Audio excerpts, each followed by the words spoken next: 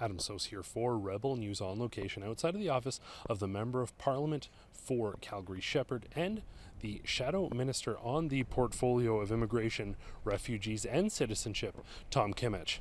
I'm here to bring you some troubling details about a concerning and underreported story that revolves around spousal sponsorships in this country. You see, established Canadian citizens who marry people from abroad are supposed to have a little bit of an expedited route by which they can ensure that their families are reunited and their loved ones are able to come to Canada. Well, under Justin Trudeau's Liberal government, those wait times have ballooned up to sometimes 3 years, sometimes more. And that's extremely problematic when we're talking about people who just want to be reunited, families that just want to be together. Now, families being separated is a significant concern in and of its own right.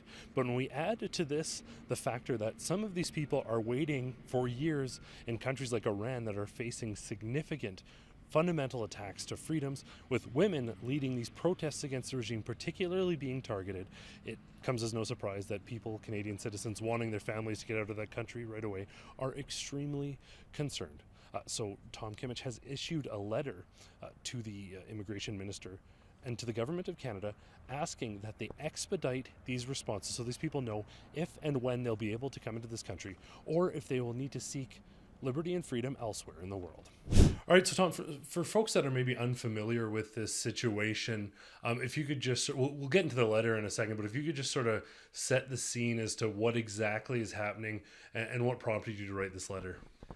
So thanks, Adam. Like, so it's pretty simple. So we have a lot of people in Canada who have basically gotten married to someone who's from Iran, and they could be from any one of the different ethnic groups who are there. They could be Baluchi, they could be Persian, they could be Kurdish, they could be Azerbaijani. There's a lot of different ethnic groups, and they've been waiting legally for many years trying to get their spousal sponsorship to be processed by the government.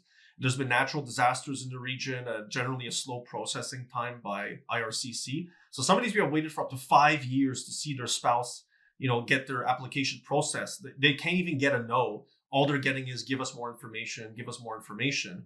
And some of them on average now for the region, it's taking 3 years for someone with a spousal sponsorship from Iran to get processed. That is way too long. It's supposed to be 12 months. And then you can imagine you get married and then you're told you got to wait an average of 3 years, and some have been waiting longer, 5, 6 years.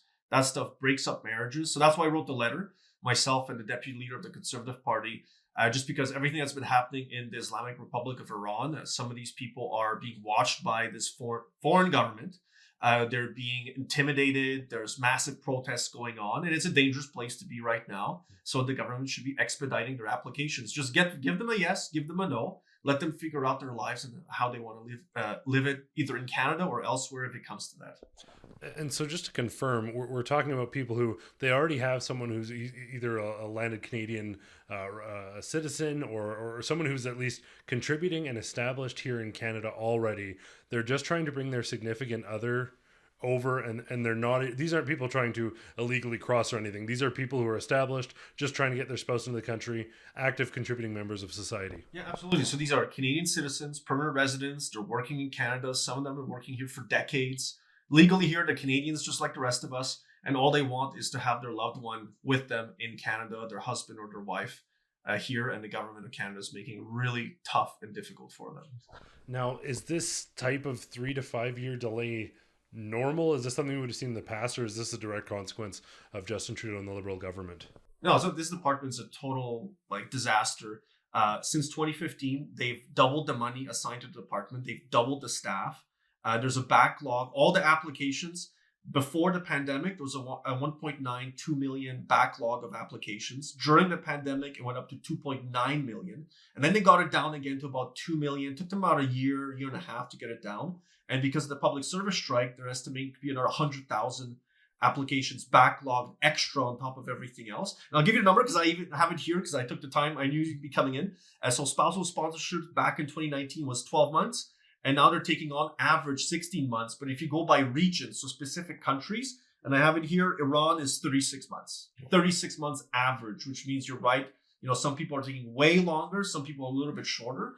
But because of the natural disaster in Turkey and Syria, the big earthquake that happened, and then you have all of the unrest happening in Iran, all of these people applications typically at the Ankara visa processing office are just massively backlogged. And as far as I know, the Liberals haven't put in any extra resources to try and expedite getting to the point where a person in Canada, lawfully, legally here, a citizen of Canada per resident, is getting a yes or a no on their application. Now, we know obviously the Liberal government has caused problems, hardships, economic duress for people here, likely as a result of whether it be lost jobs, depression, some lives lost as a result inevitably of inept government. But what we're talking about here is there's legitimately a regime. There's serious concerns about the safeties of these individuals in Iran. And the government here, is it carelessness? Is it ineptitude? They're not acting on this. And I don't know if we know, but is there a potential, or have there been lives lost in Iran, people waiting to come over? So I haven't heard of any cases where somebody who's being sponsored to come to Canada was killed in the protests by the Islamic Republic's regime, either the IRGC or the morality police or some other group. But that's just a question of time before it happens, because you have hundreds of thousands of people taking to the streets. I personally know of Canadian citizens in Canada who have had family members murdered by the regime during the protests. If you're, Kurdish in one of the Western provinces, in Rajalat is what they call it. Chances are, if you're in Canada, you know family members who have their properties ransacked by the IRGC, people jumping your fences in the night, killing your cattle, or just shooting at your home, or stealing from you. That is a common occurrence. And I get videos sent of me of people who are Persian heritage, Baluchi heritage, where there's IRGC in the street shooting at protesters. So it's just a question of time before it happens. Mm-hmm. And it's a woman-led protest in Iran. So this is especially dangerous for women because they're all targets of the regime and the specific type of oppression that only the mullahs of Qom are capable of. So what's sort of the call to action in your letter? What are you hoping can come of this? So we wanted to put some spotlight on this. We were reading the articles. Melissa Lantsman is the deputy leader of the Conservative Party, and I've met with a lot of people from Iran, so Iranian nationals, whichever the different ethnicities. What we want the government to do is just to expedite the files. So all we want is to put in the resources, redirect the people, take the time, make the effort to actually prioritize these files.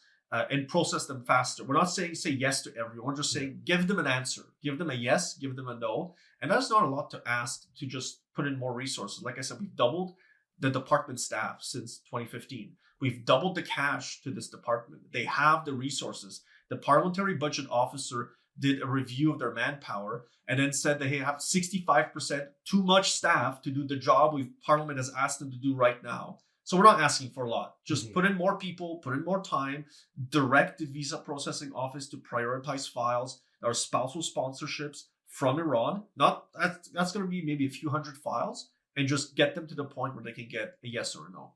Now, just to sort of set a contrast here, Roxham Road is at least reportedly closed. Questions remain as to how closed it is.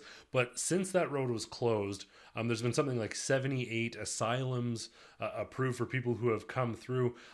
Does it sort of set a bad precedent to have people who are coming in illegally then getting preferential treatment when there are these people who they have a spouse who's a Canadian citizen, they're trying to go through all the right steps, they're trying to do everything right, and they're waiting for 3 years? That's always been the problem with Roxham Road. So for immigrants like me who were born in another country, whose parents, took the time to fill out all the applications illegally, that's always going to be like a really stark issue at the border. So the Roxham Road was closed. We called for it to be closed within 30 days. We were told it wasn't that simple, and then it closed within 30 days, exactly the way our leader Pierre Poilievre said to do. Yeah. The people who are still crossing the border, there were exceptions made in the deal we signed, or the Canadian government signed with the American government. So the deal said that there are some public policy reasons, certain people are still allowed to cross the border illegally. If you're a minor, if you are one of the selected groups that the minister can designate, if you have family in Canada, you can cross the border and make a claim. But those people are going to be applying at the Immigration Refugee Board for refugee status as asylum claimants. The permanent resident applications and spousal sponsorship is a totally different group of people at IRCC.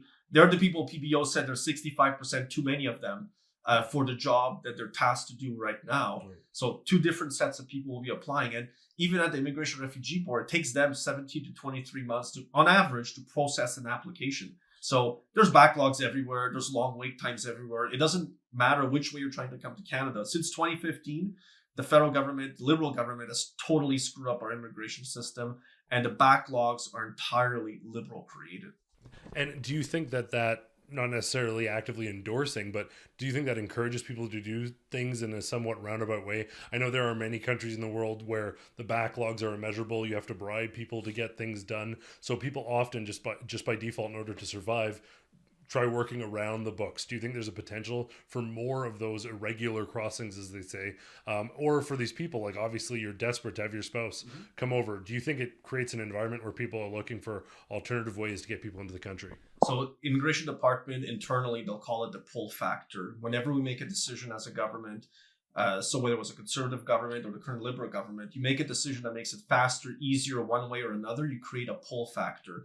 When the Prime Minister irresponsibly tweeted out that anybody can come to Canada, you'll all be welcome here, that was a news story for human trafficking networks, criminal organizations, to start encouraging people to pay them money to take them to places like Roxham Road. Like, that's what the Liberals did. They encouraged criminal human trafficking networks to take advantage and exploit desperate people who are looking just to get out of a bad country, of a bad political situation, persecution, to come to Canada. They paid thousands of dollars to get to the American border, and from there, internally paid even more money to get someone to take them to the Roxham Road border crossing, the irregular one, and make them cross into Canada. Like, they made it possible for criminal networks to make an incredible amount of money off of desperate people. And that's a pull factor. So when the federal government announced that, the border was closed, that will hopefully convince people to wait and do it in a legal manner, which is the right way to do it, and will disincentivize all of these criminal networks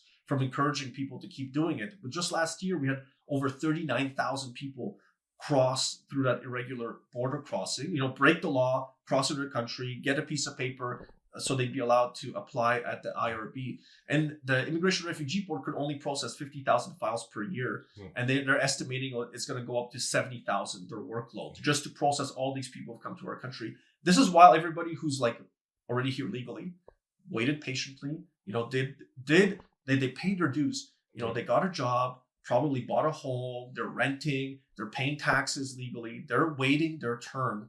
To be able to bring a family member, a spouse, like the person you love the most in your life, the spouse you want to have with you, so they can start a family. Some of these cases you read about in other, in legacy media are talking about, they want to start families, but they're in their 40s. They're not going to have a chance to do that if the government keeps waiting and delaying. So, like, the compassionate thing to do here that the Liberal government sees a really big struggle is just expedite the files.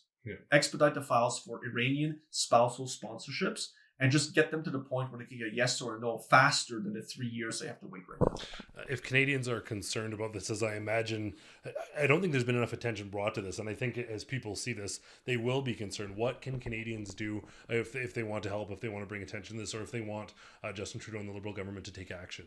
So they should write to their member of parliament, especially to a Liberal member of parliament. They should write to the minister directly. They should tweet him. They should Instagram him, go on his Facebook page. Like, all of us get the notifications on our phones. As annoying as it is, that's democracy. That's civic engagement. Like, that's the best part about Canada, is you can reach your politicians quickly and fast. And they are going to act when tens of thousands, hundreds of thousands of people start bugging them about this, telling them, you're doing the wrong thing. This is not moral. This is not compassionate.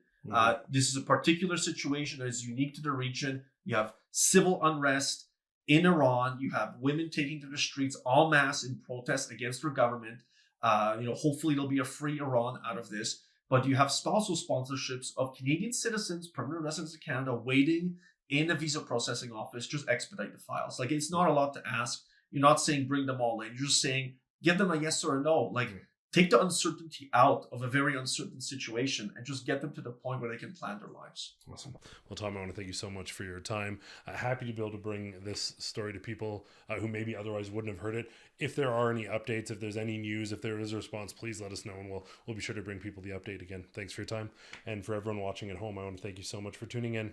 For Rebel News, I'm Adam Soos. You can also learn more about the glaring ineptitude of the immigration department under Justin Trudeau by watching our reports at Roxham Road Exposed. There you'll see the truth about how people were unfettered entering this country illegally, many of whom have now received asylum status. After all that, an extremely troubling situation, and one that we were among the only sources telling you the truth on. So again, I'm urging you to go to roxhamroadexposed.com to learn more.